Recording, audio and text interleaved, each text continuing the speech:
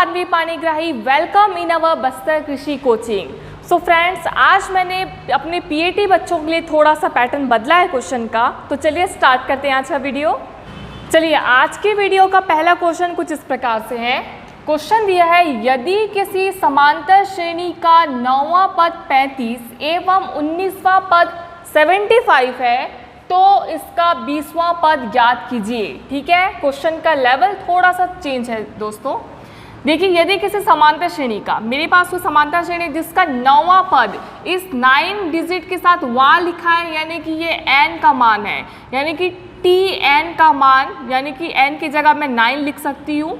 तो 9वां पद t9 ये आपके पास गिवन है, दैट इज 35। ओके फ्रेंड्स, 9वां पद दिया है 35 और उसी श्रेणी का 19वां पद यानी कि t19, n की जगह मैं 19 लिख सकती हूँ, t19 that is equal to 75, ये गिवन है। तो आपको फाइंड करना है इसका 20वां पद क्या है, यानी कि t20 आपको फाइंड करना है।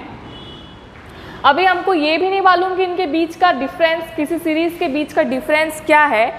अगर मालूम होता तो t19 में उस डिफरेंस को ऐड करके हम t20 फाइंड कर सकते थे, पर यहाँ ऐसा नहीं कर पाएंगे। तो हम क्या करते हैं फ्रेंड्स, देखिए t9 35 है, हमारे अनुसार क्या हो सकता है। आप जानते हैं tn का फॉर्मूला होता है a plus n minus 1 into D. आप देख पा रहे हैं, जब n वहाँ पद होता है तो फॉर्मूले में n से एक कम n माइनस 1 वहाँ पद हम लिखते हैं। तो जब यहाँ पे t9 है तो डेफिनेटली मैं क्या लिखूँगी, फॉर्मूले के अकॉर्डिंग a प्लस 9 माइनस 1, 9 में से एक कम करेंगे means 8 into D. t9 question में गिवन है 35, हमारे अनुसार a प्लस 8d, 9 में से एक कम d अकॉर्डिंग टू फॉर्मूला। ठीक है, इक्वेशन फर्स्ट हो गया। नेक्स्ट इक्वेशन देखते हैं, t19 75 क्वेश्चन में गिवन है, हमारे अनुसार क्या होगा, फॉर्मूले में अगर 19 रख के बनाओ तो a प्लस 19 माइनस 1, इस फॉर्मूले से देखेंगे 19 माइनस 1 मतलब 18d, दैट इज इक्वेशन 2। अब हमको क्या करना है, इन दोनों इक्वेशन को सॉल्व करके हम a और d की वैल्यू लाएंगे और t20 में सब्स्टिट्यूट करके t20 का मान निकाल सकते हैं।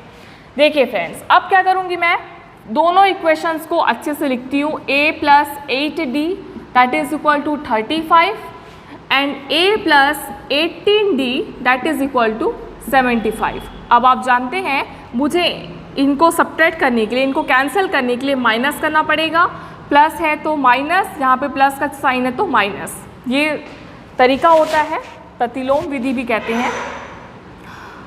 सो प्लस ए माइनस ए कैंसिल, प्लस माइनस माइनस, 18 में से 8 घटाएंगे तो बचेगा 10d, बड़ी संख्या के सामने माइनस है इसलिए हमारा क्या आ गया, minus, that is equal two plus minus minus. 75 में अगर 35 में सब्ट्रैक्ट करूँ तो मुझे मिलेगा 40, बड़ी संख्या के सामने माइनस है इसलिए माइनस, माइनस एंड माइनस खल्लास, d इक्वल टू मिलता है 40/10, 0 से 0 कैंसिल, मतलब d का मान आ गया है 4।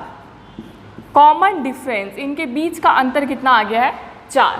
तो फ्रेंड्स, आप डायरेक्ट यहाँ पे सब्स्टिट्यूट कर सकते हैं। क्वेश्चन में गिवन है t19 और आपको फाइंड करना है t20।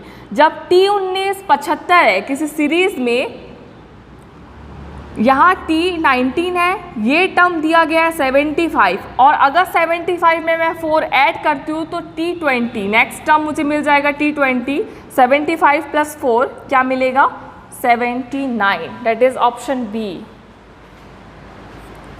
ये तब की बात हो गई जब आपके पास t19 और जो पूछ रहा है t20 ये सीक्वेंस में दिया है। सपोज आपके पास पूछ देता कि t30 क्या है, तब तो आप t90 में से 4 ऐड करके नहीं पा सकते थे t30।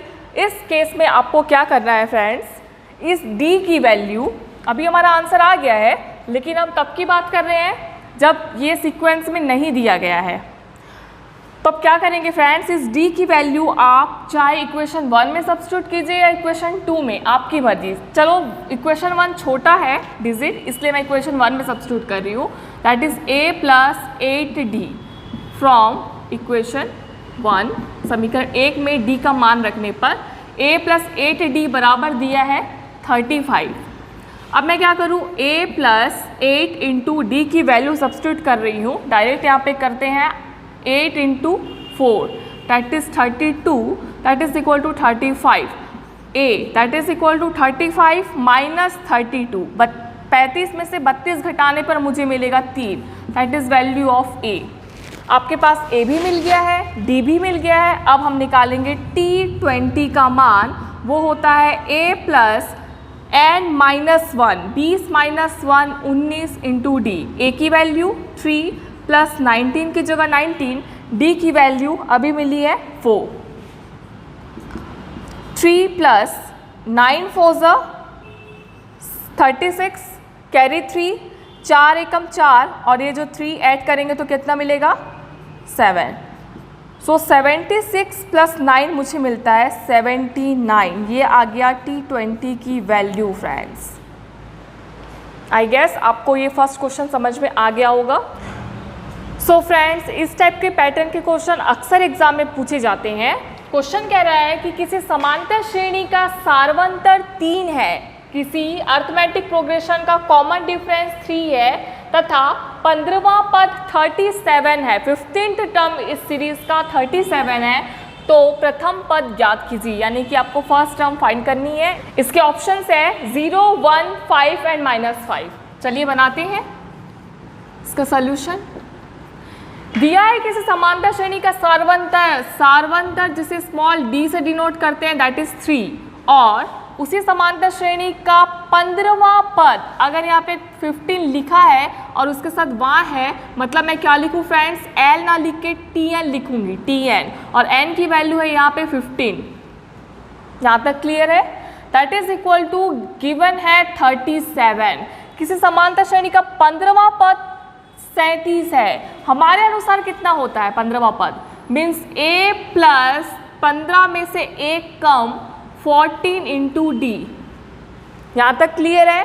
किसी समांतर श्रेणी का 15वां पद 37 है, हमारे अनुसार 15वां पद 37 हुआ। अब आपको इस फर्स्ट टर्म स्मॉल a की वैल्यू फाइंड करनी है। d तो ऑलरेडी गिवन है फ्रेंड्स, सो a अननोन है, plus 14 into value of d that is 3 that is equal to 37। This implies that a plus 4 तिया 12 के 2 कैरी 1, 3 1 ज़ा 3 and 1 4 that is equal to 37। मुझे a की वैल्यू मांगता है। अब मैं क्या करूँ, a that is equal to 37 plus 42 को राइट साइड में ट्रांसफ़र करने पर मिलेगा -42। This implies that a equal two plus minus होता है 42 में से 37 घटाने पर मिलेगा 5, और बड़ी संख्या के सामने माइनस है। इट मीन्स प्रथम पद इस सीरीज का मिला है -5 दैट इज ऑप्शन डी। है ना आसान सा क्वेश्चन दोस्तों। देखिए फ्रेंड्स, थर्ड क्वेश्चन इसी टाइप के पैटर्न का एक क्वेश्चन करते हैं। क्वेश्चन कह रहा है यदि किसी समांतर श्रेणी का चौथा पद 14 है तथा 12वां पद 70 है, तो आपको फाइंड करना है इस सीरीज का फर्स्ट टर्म या प्रथम पद। आपके ऑप्शंस हैं 7, -7, 9 एंड -9। ठीक है, चलिए ट्राई करते हैं। तो फ्रेंड्स, इस सीरीज में आप देखिएगा, वहाँ मत ढूंढिएगा बच्चों, पद के पहले चौथा लिखा है, यानी कि n की वैल्यू 4 आ गई है। ठीक है, so T4 that is equal to given है 14। आप अपने एग्जाम में थोड़ा सा स्पेस छोड़कर लिखिएगा, जैसे मैं लिख रही हूँ। T4 इक्वल टू 14 गिवन है, और T12वां पद 70 है, यानी कि मैं क्या लिखूँ, T12 that is equal to 70। ये तो अकॉर्डिंग टू क्वेश्चन हो गया फ्रेंड्स। हमारे अनुसार कितना होता है T4, Tn equal to a plus n minus 1 into D. इस फॉर्मूले से क्या होगा, a प्लस n की वैल्यू 4 है, n माइनस 1 यानी कि 3 इंटू डी। हमारे अनुसार T4 आ गया है 14। इसी प्रकार मैं यहाँ क्या लिखूँ, a प्लस 12 में से 1 कम 11 डी, क्योंकि फॉर्मूला ही n माइनस 1 कहता है। यहाँ तक ठीक है फ्रेंड्स। अब आप क्या करिएगा, यहीं पे सॉल्व करेंगे। माइनस प्लस है तो माइनस, प्लस है तो minus, plus a minus a खल्लास। अब आप देख रहे हैं प्लस और हमारा नया साइन आ गया है माइनस। प्लस माइनस माइनस होता है, 11D में से 3D अगर मैं माइनस करती हूँ तो मुझे मिलेगा 8D। बड़ी संख्या के सामने माइनस है तो -8D। That is equal to 70 में से 14 में सब्ट्रैक्ट करी हूँ, यानी कि 10 में से 4 गया तो मिला 6, 6 में से इधर कैरी चला गया, 6 में से 1 गया 5, यानी कि 70 माइनस 14 मिलता है 56। और बड़ी संख्या के सामने माइनस है तो -56। माइनस से minus cancel out, so D equal to मिलता है 8 ही 7 ही 56, तो मुझे मिलेगा डिवाइड करने पर 7। ठीक है, 56/8 मिला 7।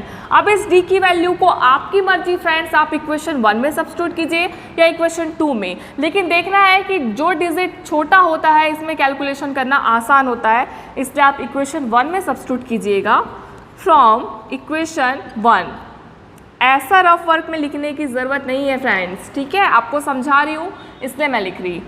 सो इक्वेशन 1 है a + 3 इंटू डायरेक्ट लिखते हैं D की value, that is 7, that is equal to क्या है 14। समीकरण 1 में हमने D का मान D की जगह 7 रखा है। सो a + 7 दिया 21, that is equal to 14। So a equal to 14 transfer कीजिए उधर, सो -21। a इक्वल टू 21 में से 14 घटाने पर मिलता है 7, बड़ी संख्या के सामने आता है माइनस, सो माइनस। इस डिजिट का साइन का आप अच्छे से ध्यान रखेंगे क्योंकि ऑप्शन में +7 भी है -7 भी है, इसलिए इसका सही आंसर आया है बच्चों -7, that is option B. Okay friends, हम हमेशा की तरह लास्ट में कुछ मज़ेदार, कुछ चटपटे टाइप के क्वेश्चन देखते हैं। तो आज का अंतिम क्वेश्चन आपके स्क्रीन पर देखिए।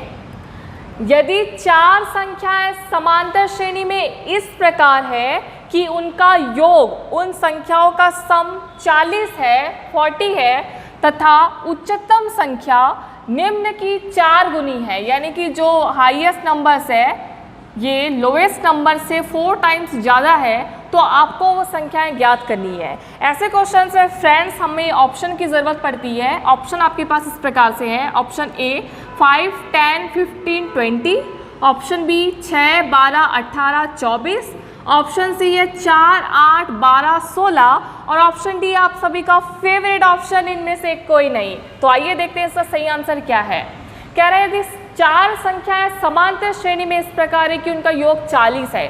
सबसे पहले आपको इनका सम फाइंड करना है फ्रेंड्स कि क्या इनका योग 40 आ रहा है। देखते हैं, 10 और 5 15, 10 और 5 15, 15 एंड 15 30, 30 और 20 आ गया 50, इनका सम हो गया 50 जो कि ओवर 40 है।